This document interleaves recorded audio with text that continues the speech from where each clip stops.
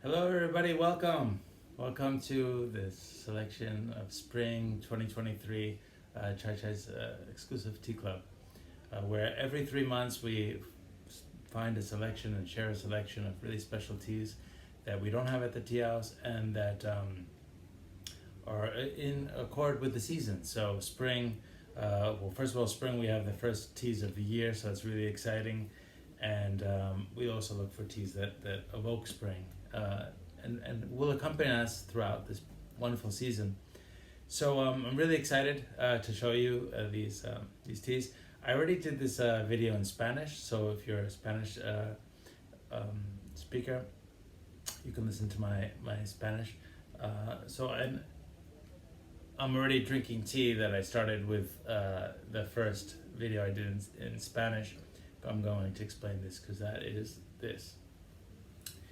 So this comes individually wrapped in a sealed plastic. Just cut it open, take it out. If you're in the club, you've received this. If you'd like to join the club, after watching this video, you find this interesting, know that every 3 months we send a selection of teas in accordance with the season. So if you want to receive summers, you just sign up. If I still have some of the spring and you want to sign up and receive the spring, let me know and I'll see if I can. I currently have all the teas, I think, still, except for one. So, this is a lotus flower. This is a lotus flower that has been very carefully preserved. It's a lotus flower, and inside this lotus flower is wild green tea. This tea comes from Vietnam. Vietnam is famous for their lotus flowers and for their lotus flower tea, but it's not usually in this format. It's typically just aromatized with lotus, similar to the way they aromatize jasmine tea. This is something even more special. That's already special. It's a delicious tea. The lotus is a very powerful flower, which we'll talk about more. But to do this, they need to, in the early hours of the morning, pick the young lotus flowers and then stuff them with the tea and then cold dry store them to preserve the freshness and they don't get moldy and stay green and the flower stays beautiful. And so this basically comes like this closed. You can see that this is the bottom and this is the top, where here you stick your fingers in and you just start opening until you split it into two halves, which I already did in the previous video. Right here's a half, and you see how the tea would look with the pistillos, the petals, yeah, and also the stamen. And here you could also see on this one, you have the lotus flower seed there also. So it's the whole lotus flower stuffed with tea, and the tea. We know tea is a plant that absorbs aroma, so of course it's going to absorb the aroma. Now, this is the first time I've had this tea, this amazing tea. It's the first time, but I'd had lotus tea before. In fact, in the club I've shared premium grade lotus flower tea. And what's amazing in previous teas that I noticed is that the lotus flower,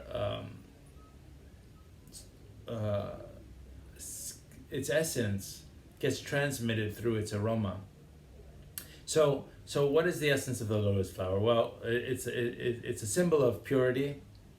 It's also a symbol of a Buddhist symbol of illumination.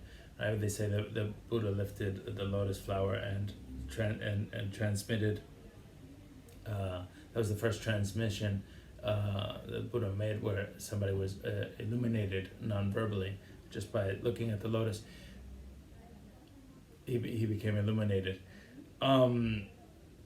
What is it about this lotus flower? Well, the lotus flowers every night. Well, first they live in a murky, dark, dirty, stagnant waters, and it's a beautiful flower.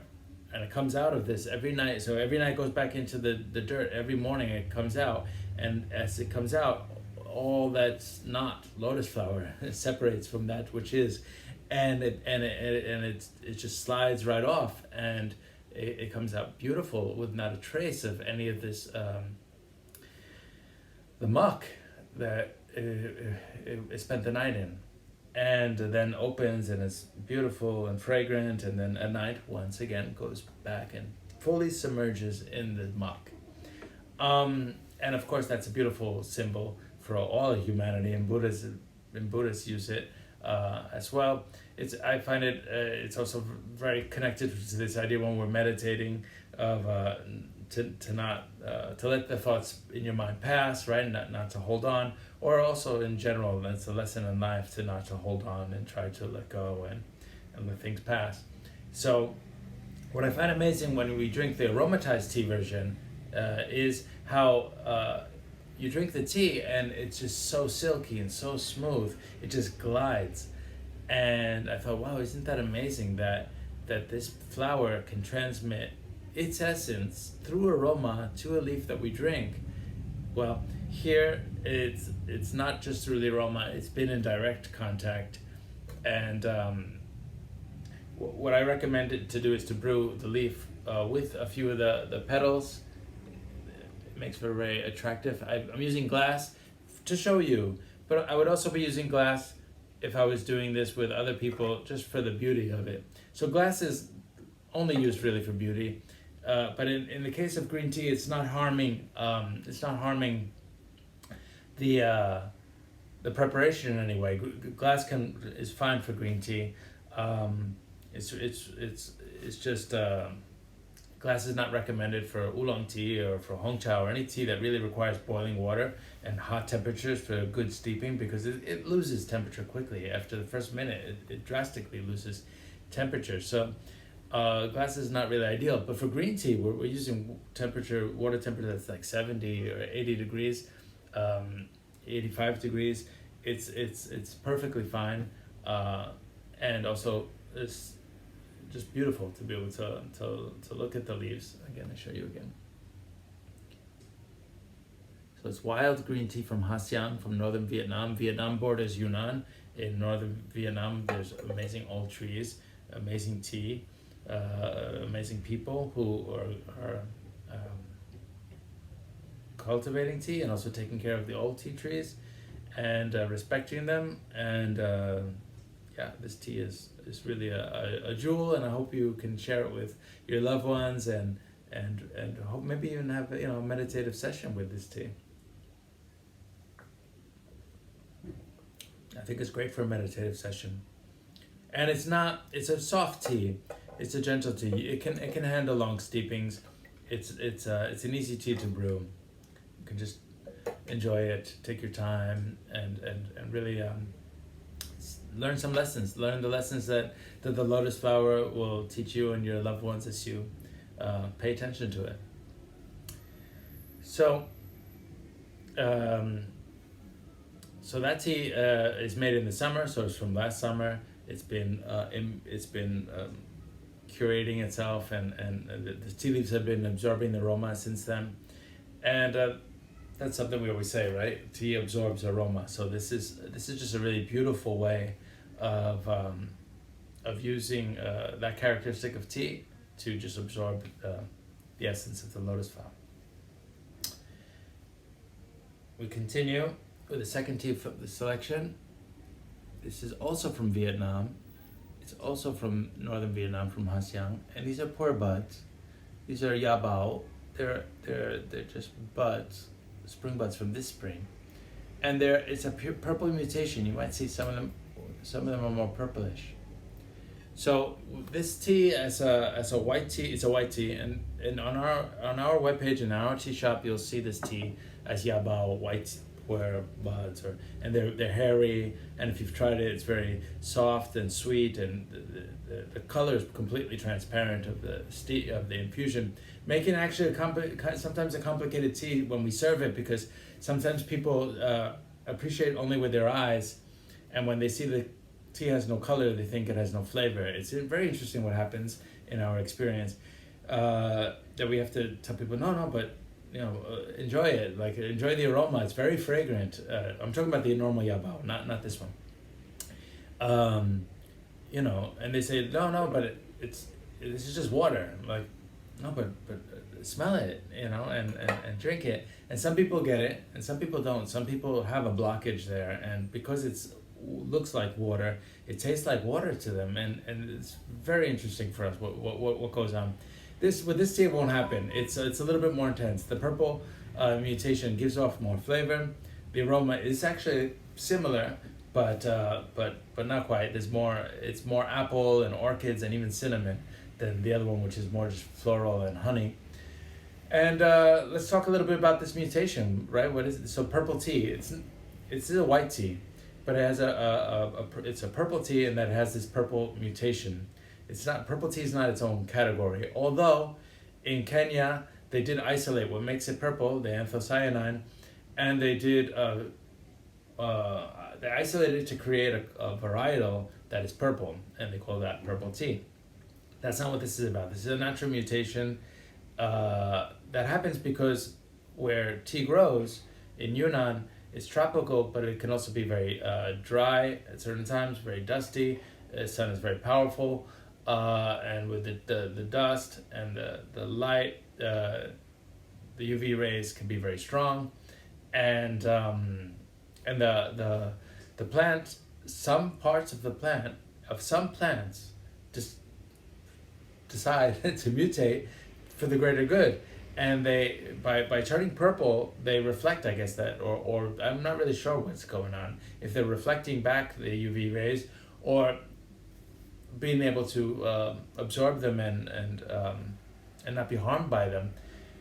But it's rich in anthocyanin because of this. Anthocyanin is what makes eggplant skin purple. It's what makes grapes purple, and we know the benefits of those of that. And as a tea, it's amazing. I find that it's also feels very healthy. I love purple tea, purple hongcha, purple white tea.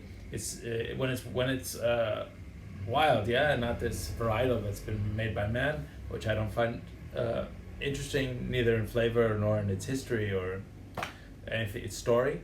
But for the wild one, I love it. I mean, I love wild tea, and I love the wild purple tea. And purple tea has this kind of bitter sweetness. Yeah, it starts off bitter, and then becomes sweet. But see, this Yabao from Vietnam, it's interesting because it doesn't have any of the astringency of others that I've tried. I've tried more purple buds in my life, and this one is just really gentle, which is not the word I would use at all for previous purple ones I tried, and it's for that reason that I actually chose it and decided to share it, because the other one you really have to like dose it. It's so powerful, the bitterness. Like I said, it becomes sweet, especially after a few steepings, but it's so powerful, it's like metallic, and you'll taste it'll be a little bit metallic. You'll have a little bit of that, but it's pleasant, it's interesting, it's fresh, it's 2023, and it's gentle and pure tasting and light. So that's why I'm sharing it, because like I said, the other what I've tended to find till date has been too strong, that your mouth puckers, and with astringency, and it's not pleasant. So it's unique. It's I like the experience, but then after that, I'd rather just take some of those and blend it, because I feel like what it's giving me is good. Like my body wants it. My body likes purple tea, but usually it's smaller doses of that very strong bud. Anyway, so this does not, you don't have to dose it. You can just enjoy it the way it is.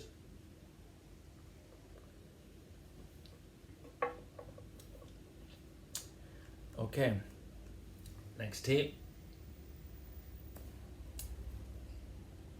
It looks like a green tea. Right? It looks like a green tea, but it's not.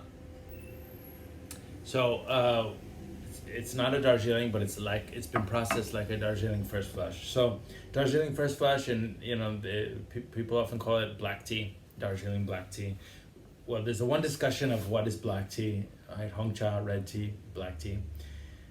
With Darjeeling tea, it's not even about that. It's like this tea is not oxidized. It's not red tea. It's not Hongcha. It's not black tea. It's not green tea.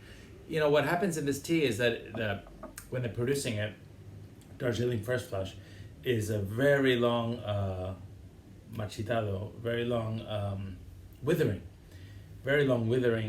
that takes out a lot of water, and then there's no room for the oxidation, and that's why it stays so fresh. That's why it has this powerful aroma. It's a special technique that they do, and that works for them really well, and for the leaves that they have. And this tea does not come from Darjeeling. It comes from right at the foothills of Darjeeling in Duars. And I'm sharing this because, we sometimes share Darjeeling teas. I think Darjeeling's great. Darjeeling does have labor issues and historical issues that are not that great. So I try to get the best teas I can from the best places I can. But this one comes from a garden called Putharjura. And it's in Duars, and it's similar to a great first flush Darjeeling, but it's much cheaper, and it doesn't have the nasty story that garden doesn't have the nasty story that other places do. So I wanted to support that, and I think it's a fantastic tea, and it's from this spring, right? It's an early spring 2023 tea, and you can brew it hot, but you can also brew it iced. Himalayan teas, well, we call this Himalayan tea. So finally where I was going with that, if it's black tea, red tea, green tea, what is this? I just put a category called Himalayan tea, where we know that first flush Himalayan teas, if it's from Darjeeling, if it's from Nepal, which is also very similar to Darjeeling tea, it's from Duars, from Sikkim.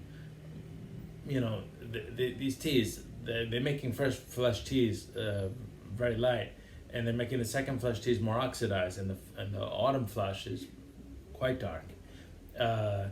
But why call it? What are we going to call it then? So we just make a category and then divide it by flush. And with flush, we often know what to expect. First flush should be vibrant, brisk, aromatic, floral, has some astringency, some bitterness, and we who love it.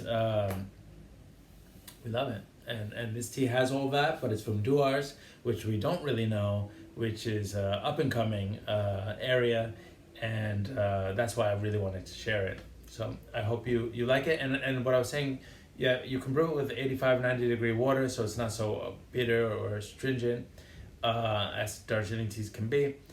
But you could also brew it just in cold water, and for the summer and summer, it's one of my favorite teas as an iced tea. No sugar, no nothing, just water. You can put it out in the sun, 10 grams for like a liter, 8 to 12 grams, depending on how strong you like it. Leave it out in the sun for an hour. It's then just add ice, and it's marvelous. Or put it in the fridge overnight, and in the morning it's a marvelous iced tea. That type of tea, like this Duars, works great. Next tea I'll show you. We shared. Look at these big, beautiful leaves. It's a very unique tea. It's an experimental tea. It's a yellow tea, but from Taiwan. So yellow tea is really just processed traditionally in China and very few regions, and even today less and less, because it's a very time-consuming, labor-intensive tea because of the process that makes it yellow tea, that distinguishes it from green tea, which is I'm gonna just stop this for now.